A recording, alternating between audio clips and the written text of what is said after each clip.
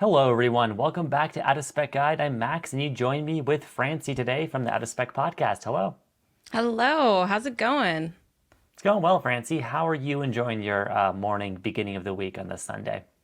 Loving it so far. It's beautiful weather, right? Just a warm fall. So, really leaning into that. It's really nice to be outside. Yeah, summer decided to stay a bit long in Colorado as well. And as I'm Yes. beginning this week, Francie, I felt like I needed to catch up on some EV news. So I thought it'd be good to do round two of our EV news roundup, which we did last week with our first episode, which was all Kia themed. This week, it turns out the news did not turn out to be all Kia or Hyundai themed, believe it or not. Believe it or not. Yeah, let's dive in. There's a lot of things to cover. A lot of topics. So let's just go lightning round through them and yeah, let's unpack it all.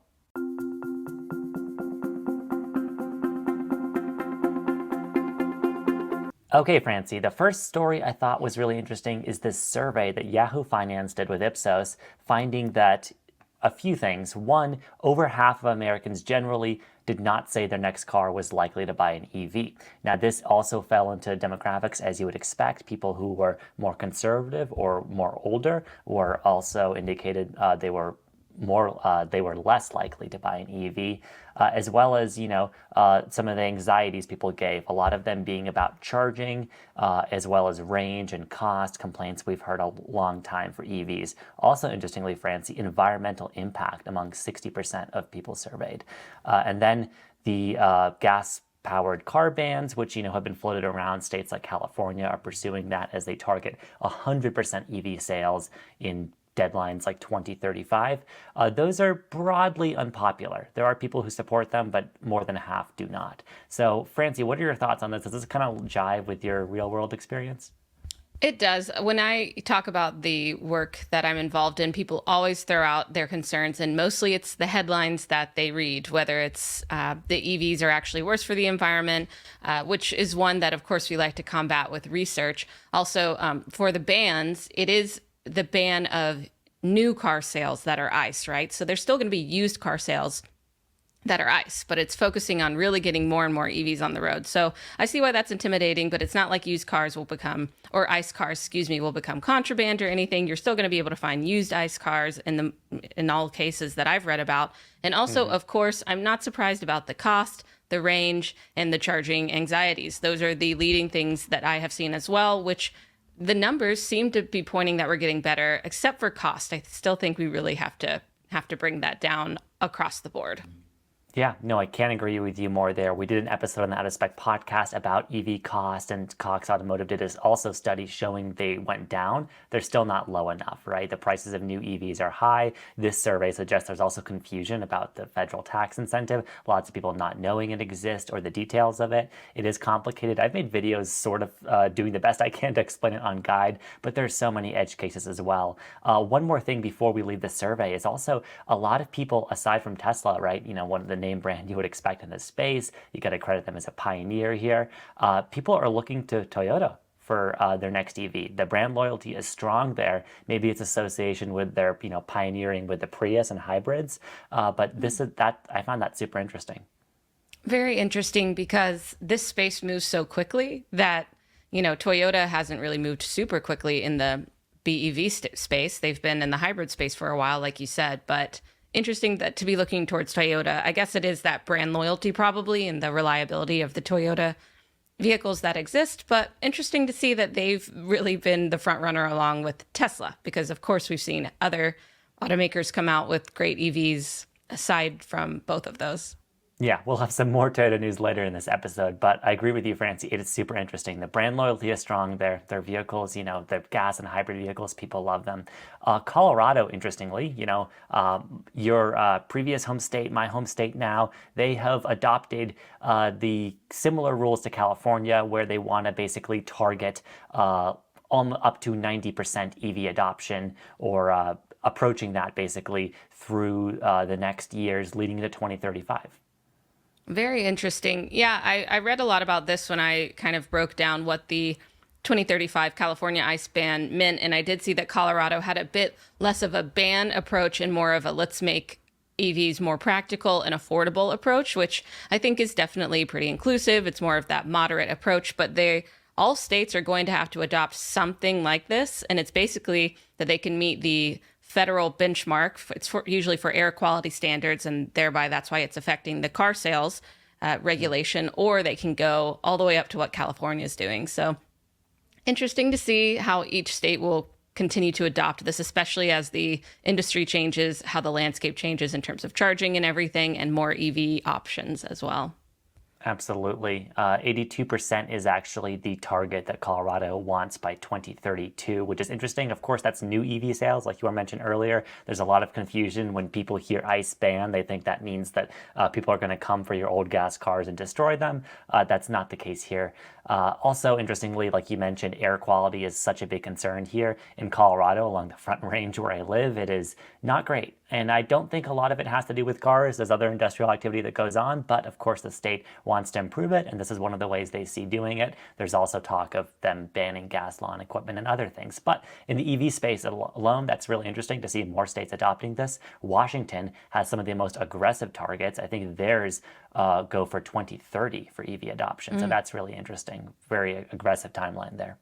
Very interesting, and just important to note, this is happening in the US, of course, state to state, but also there are similar bans and regulations in place all across the planet. So it's cool to compare how, and they're all kind of going for this 2035, 2040 timeline as well. So we'll see how that comes along.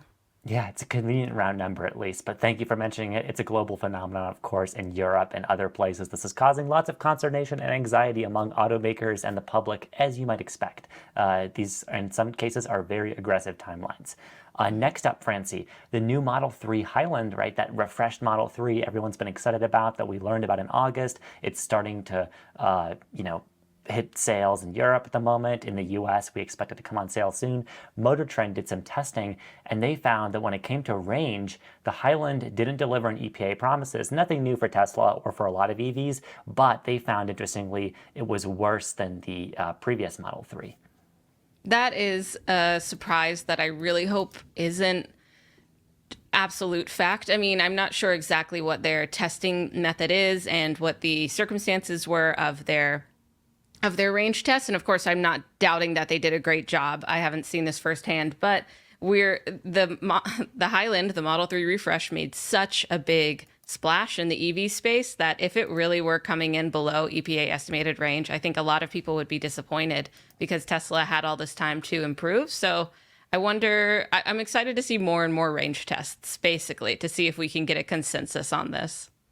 Yeah, they do note some interesting things, like the older car they tested was equipped with the 18-inch wheels, which are better for aerodynamics and range compared to the dual motor car. So this is the kind of thing people, not to cross-pollinate and promote the out-of-spec network too much, but people should stay tuned to out-of-spec reviews when we'll do a 70-mile-an-hour highway test, of course, once we get access to the vehicle. And I think there will be much more testing to come. So again, like I'm sure MotorTrend did a great job here, but these EPA figures, they never really are real world, and Tesla in particular always falls below them. So the news that, it's below EPA guidance or EPA rating here is no surprise, especially at those higher speeds, because the EPA cycle doesn't go beyond 60 miles an hour. But yeah, indicates maybe the range improvements aren't quite what Tesla says with the aerodynamic improvements and everything, the Highland. But it's very early days, so just wanted to comment on that story. Francie, next up, Cybertruck. You and Jordan and Talik did a really cool episode on the podcast channel about this, but some new details this week as well. People have decoded the VINs and found the configuration of Cybertruck. So basically, it sounds like there's not going to be a rear-wheel drivetrain. There's a bunch of kind of details people are looking at, finding out they're going to be built for the 2024 model year. No surprise there. What do you think, Francie, of Cybertruck and the delivery date being November 30th and all of this seeming to come out now?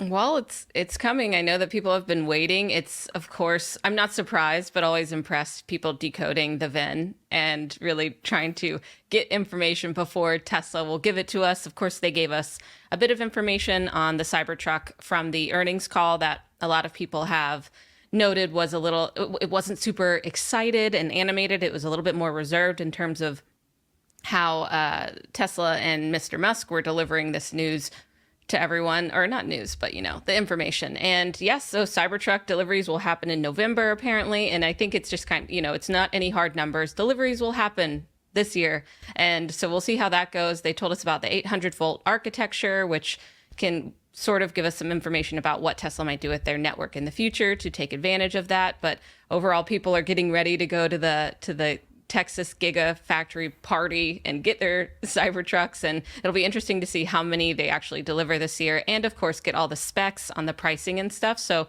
looks like we're trying to squeeze out as much information as we can right now, but still waiting for most of it.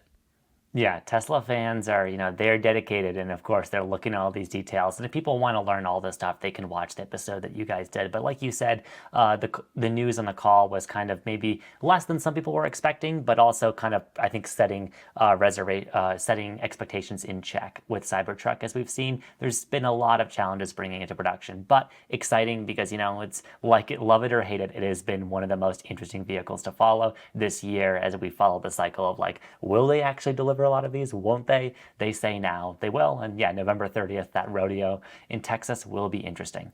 Next up, Francie.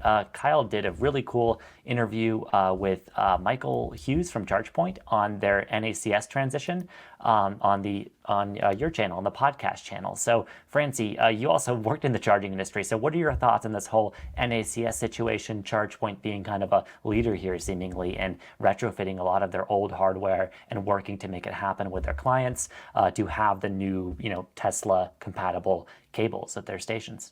Right. Really interesting, a very clear plan, because I know that other ChargePoint providers have mentioned, we're going to integrate NACS into our network in the future. We're still doing it like EVgo is electric for all. So they want to be able to include all EVs on the road to be able to charge. And now that means NACS as well. But ChargePoint has their interesting model where they sell the hardware. So, of course, they're figuring out how new and old site hosts will be able to incorporate this technology and be a part of the NACS network. So it's definitely interesting. Great conversation that Kyle had, like you said, that people can look into, and hopefully we'll just keep getting more and more real world examples of how ChargePoint is doing it. But it will be very interesting to see. Of course, we haven't exactly heard what Electrify America will do and what EVgo will do in terms of their exact plans of putting it on the network. But retrofitting is costly, so I know that that's a headache for everyone. And then also working to get the supplies needed to build the NACS into the network, and also the back end work to build it into their deployment plans for the networks. I'm sure that's a lot of work. So again, interesting to see really just how people are doing it, with more and more automakers every week announcing that their new EVs in 2025 or whenever are going to have NACS. Is just more and more pressure to figure out, okay, how are ChargePoint providers going to be able to allow folks to charge on their network if their cars have this connector? So big shift, still news. Yeah, cool interview as well.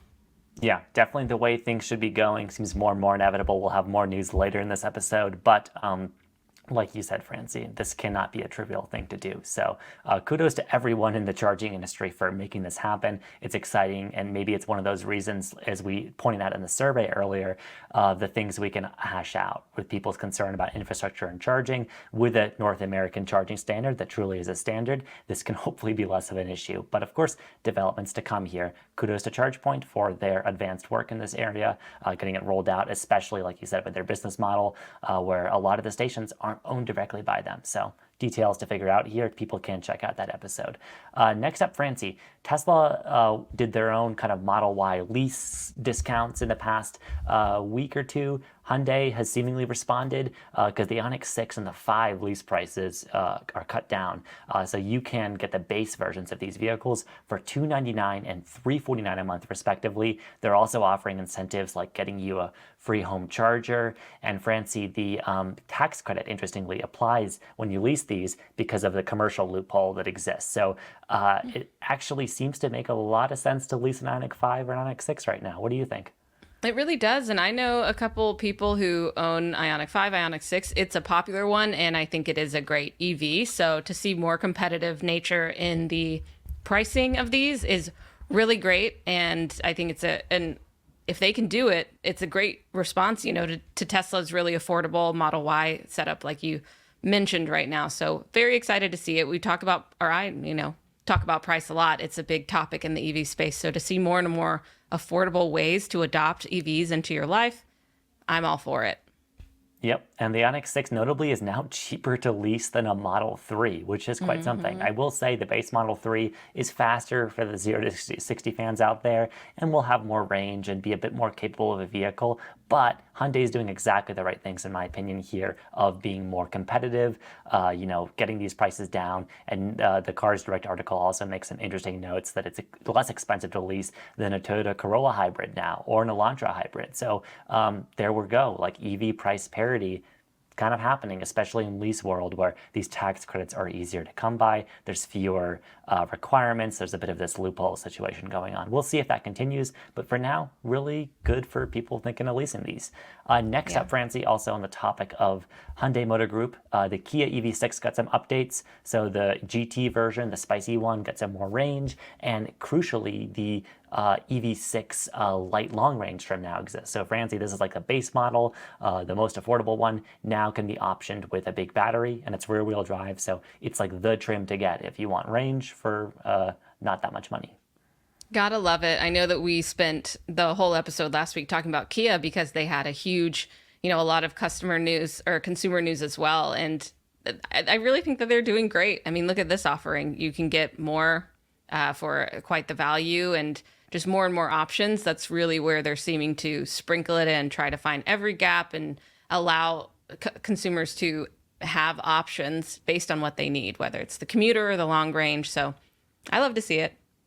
Yeah, I'm really curious, and the people want to say in the comments, the EV6 light long range now is going to be an effective MSRP of just under 46 grand. So very comparable to that pretty recent base model LFP rear wheel drive Tesla Model Y. Which one would you go for? I don't know. That's the competition's heating up here. Kia's kind of putting some ramping up the fire on Tesla. Tesla's ramping up the fire on them. I think it's good for the consumer regardless. It's exciting to see. Completely agree. Next up, Francie, let's group these two stories together. Toyota and Lexus, because Lexus is a brand owned by Toyota, and BMW both this week announced that they are switching to NACS following the moves of many automakers. This was covered on the Out of Spec podcast. But broadly, Francie, I think this kind of adds on to the ChargePoint news that NACS is becoming a real standard. What are you thinking? It really is. I mean, it's just the truth now. I think when the first news came out that the first automakers were doing this, it was a bit of a surprise. And then one by one, folks are falling like dominoes. And it's just, I think it's great. We're standardizing using technology that has been proven to work. And then, of course, implementing that not only within the cars that are going to be made, but within the infrastructure is of course a huge feat. We will see how that will unfold. I know that there are challenges in the way, and it is also a little bit annoying that we didn't have things standardized before, and that now we're living it real time and watching it unfold and watching the also doubt and confusion that comes with that. But hopefully things will continue to settle. I mean, it seems like every automaker will do this. It's just a matter of time. And yeah, I think it's great. Again, like I said, basically to surmise it, we're moving towards a standard that works, and how we will do it will be interesting to watch. Yeah, the execution here is going to be everything, but it's so clear now this is a standard. The few holdouts that exist, Volkswagen, Stellantis, Subaru, and Mazda, I believe, I think they're going to come around as well. So it's all becoming clear now. But like you said, Francie, so much uncertainty about the actual timeline and execution of this. The promise is clear, right? We have a standard that makes sense. It's convenient between both AC and DC charging across every car in North America, but we're just not quite out of the woods yet.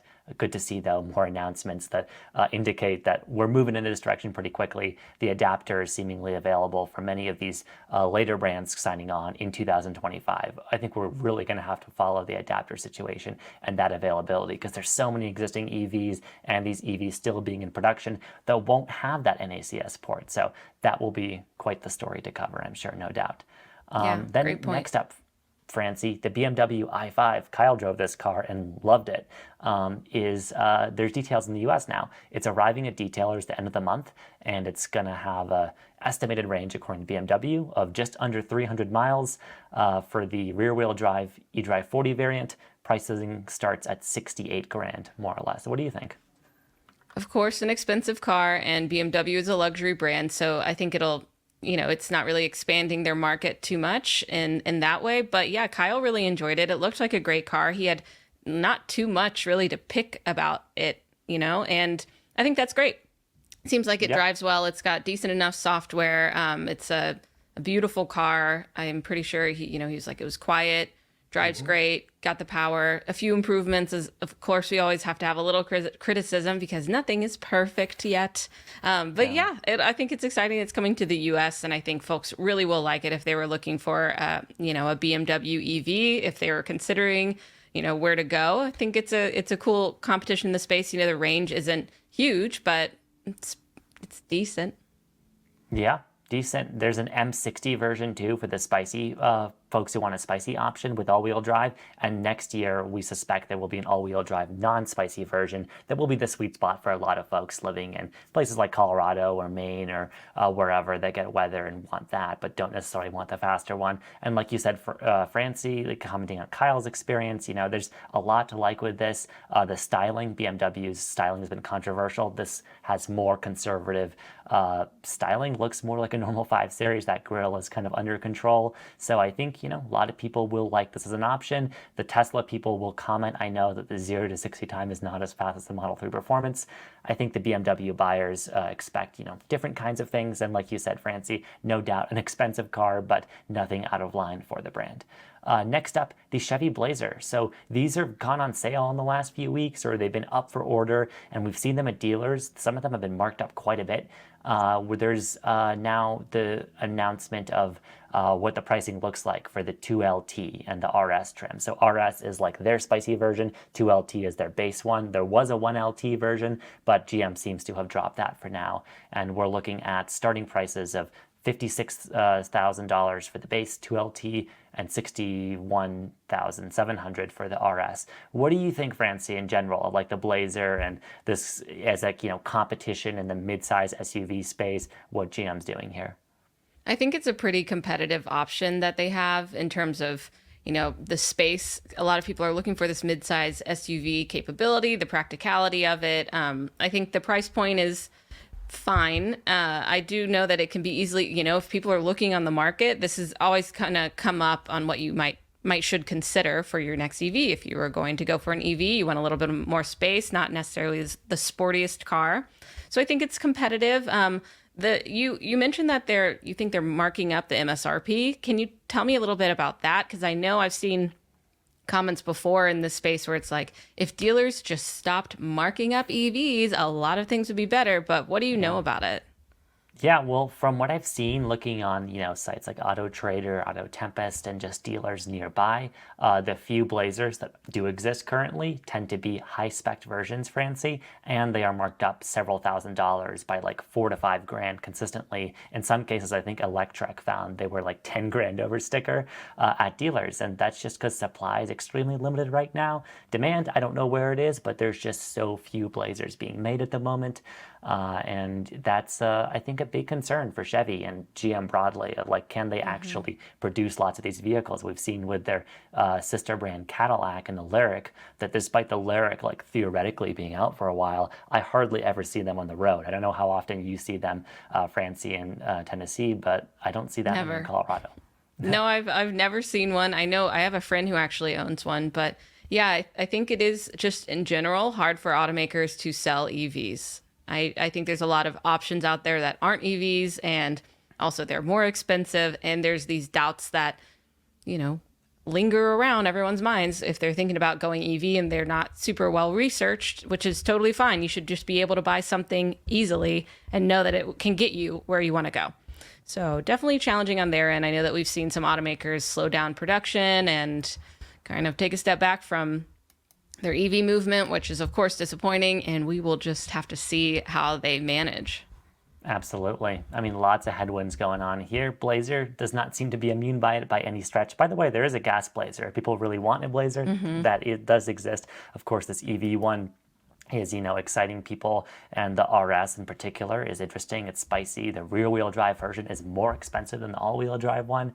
So all kind of funny configuration things going on here, but I'm curious, let us know what you think of Blazer EV in general, your experiences. If you tried to buy one, do you know someone who has? What has the experience been like with dealers?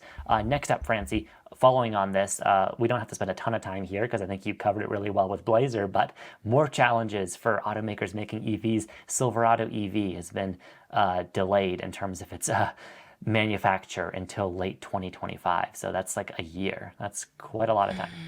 Quite a lot of time. I think they've been highly anticipated. We would love more truck options on the market in the EV world, and to see it pushed back and not exact reasoning or plans for it, just kind of a little bit in the dark in terms of, okay, well, we hope that they can be able to ramp this up and it won't just keep being pushed back. And yeah, like I said, I kind of covered it on the last one, but it's tough to see them ramp down when we're ready for more EV options on the market. Yeah, it's challenging. And, they're phasing out the Bolt, but that plant where they were built in Orion is where they're hoping to build these. So, as they transition from one generation of early EVs to this new Ultium-based one, seems like there's a lot of issues. Kyle did drive the Silverado EV at a press event several months ago. Very impressive product. But again, the question here is, can they actually make it? And right now they're giving themselves some more time because they're like, look, we're not doing this yet. So kudos to them for at least having that transparency. But I hope for GM's sake and Chevy's sake and the sake of competition in the electric truck market that this doesn't get delayed further. Speaking of electric trucks, Francie, Tom Malogny, our friend and colleague, did an interview with Rivian on their, I think it was their vice president of software, on a pretty cool update that I just wanted to cover. They updated their trucks to have a lot of new drive mode interfaces and give more data, stuff like battery temperature. This is really great for Rivian owners, and I know, Francie, you're going to be one of those shortly. So what do you think of this whole trend of software being such a big thing in cars, and Rivian in particular seemingly being really aggressive about pushing out the new features? I really love that Rivian has not stopped in terms of their improvements, and a lot of it has to do with their software, which, yeah, I think a lot of folks want more information about how the EV that they had is running, as much information as possible. And Rivian has heard these requests, has heard the criticisms, has heard the positive notes, and it seems like their team really takes them, thinks about them thoughtfully, and then makes a plan to deploy that out so that their drivers can have this. So I think it's really interesting. Of course, a lot of EV owners are kind of data oriented, and if you're not, then fine. It's possible you can look into it and get a little more educated on it if you want to. So I think it's really great, and I do just admire their approach here. Yeah, I mean, look at this. This is just like a nerd's dream right here, right? With all these screens and data. Exactly. I don't even know what a lot of it is, but I'm sure it's really useful. I guess tire pressure and stuff like that makes sense. There's some improvements to towing functionality too. So it's great to see they're standing by owners and they're enthusiasts. And I think Kyle has had the early software in his truck and liked it a lot. Just Rivian, I think, doing all the right things here in terms of pushing out software and having control over their vehicles' technology, which has been a challenge for lots of other more legacy brands. So Rivian and Tesla kind of lead the way in this regard. Lastly, Francie, we've gone a bit over time today. So many stories, but we can't forget about the mighty Nissan Leaf, which is now eligible for half the tax credit. So $3,750 if you buy it because it meets a battery requirement, at least through the end of the year. So from now until December 31st, folks can buy a Leaf, and if they're eligible, get half of the tax credit. What do you think of that, Francie? I think it's great. I think that it will take a bit of work to make sure that people know that they can take advantage of this. And, if they've been waiting for a Leaf and they just are saying, well, you know what, a great Christmas present to myself, let's go ahead and get it, or, whatever holiday, then this is a great opportunity. Love to see more incentives. The Leaf has a very loyal and dedicated following, and you can easily become a part of that because it's a great, commuter to get around. And I have seen people say, don't discount the Leaf for road trips. So I won't. I haven't driven one on a road trip though, so I'm not so sure. But yeah, love to see it. Yeah. People will say that, Francie. I would argue the Chevy Bolt as an affordable EV is much better for road trips. I'm one of those people who is skeptical of the Leaf's future, especially as we've talked about NACS in this episode. The Leaf using a CHAdeMO connector for DC fast charging means that it will, I think, increasingly have a hard time finding fast charging stations. However, you can't discount the price, Francie, especially considering if people are eligible for the tax credit, then that's sweet. Colorado has a state tax credit that's going up next year too, where if the vehicle's under 35 grand, they'll throw in an extra 2,500 rebate. So that's a 7,500 effective rebate from Colorado, and then this half one from the government. Of course, open questions here, like you said, Francie. People actually have to know about it. It's unclear right now if this will last after the end of the year. So just a current flash in the pan for the Leaf. The Leaf is just an old product that I think needs to severely see an update or just pass on to a new generation. My respectful thoughts there. But, cool to see that for those who are interested, this breathes maybe some new life in the market. I'm sure a lot of dealers are happy if they know how to properly educate people with a tax credit. Well, there's another tick in its column. But that's been a week of EV news, Francie. What are your thoughts in general on all the trends in the industry? Sounds like a lot of challenges for EVs, some buyer skepticism still. Nonetheless, things are progressing along. NACS transition happening, Cybertruck news. What do you think of it all? Well, of course, NACS is typically a trend that we can predict. We know where that is going, but we've seen shifts in customer or in consumer opinions on whether or not they would get an EV. We've seen better years and worse years. So I think that's really interesting to continue to highlight what the concerns are and address them straightforward as best as we can as a general we, as the royal we, and really pay attention to that apprehension, of course, and how headlines like automakers slowing down production and what hiccups that they're running into will also play into that as well. So a lot of news, a lot of great news about prices going down, which will help. There's more infrastructure being put in. We're just going to keep going, really, I guess. Another tumultuous thing, ups and downs, but overall some good news, I'd say.